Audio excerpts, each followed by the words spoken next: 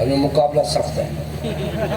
Sir progress तेज है, sir progress तेज है। इंशाल्लाह। मैं सर हम टीवी नेटवर्क की सुल्ताना आपा के साथ MOU साइन कर रही हूँ इंशाल्लाह। उनका गो हेड आ चुका है हमें, और हम इंशाल्लाह यहाँ BS फिल्म मेकिंग ला रहे हैं, जिसमें आपका पूरा विजुअल आर्ट, परफॉर्मिंग आर्ट का। उसमें शर्त यह है कि हीरो मैं हूँगा। सर फिर हीरोइन मुझे आना पड़ेगा। मुझे डॉक्टर आसिम मार देगा। तो उसके फिल्म के साथ आप म्यूजिक का भी जरूर करें। Thank you. नाज़रीन, सखर में Aror university of art, architecture, design and heritage Sindh जी इफ्तिताही तकरीब दौरान वफ़ाक़ी वज़ीर ख़ुर्शीद शाह ऐं यूनिवर्सिटी जे वाइस चांसलर जे विच में दिलचस्प जुमलनि जी ॾे वठती आहे।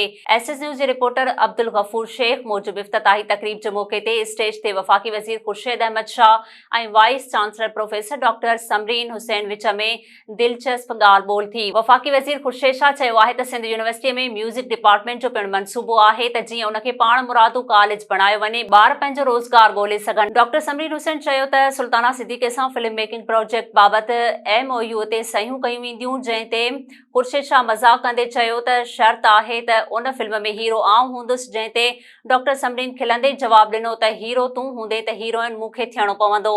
ख़ुर्शीद शाह उन ते फौरी तौर जवाबु ॾिनो त डॉक्टर आसिम हुसैन मूंखे मारे छॾींदो। यादि रहे त wise chancellor professor doctor Samreen Hussain PP अॻवान डॉक्टर आसिम हुसैन जी घरवारी आहे। नाज़रीन, वधीक ख़बरुनि ऐं अपडेट्स लाइ ॾिसंदा रहो SS न्यूज़ वेब चैनल। असांजे चैनल खे लाइक ऐं सब्सक्राइब करणु न विसारींदा।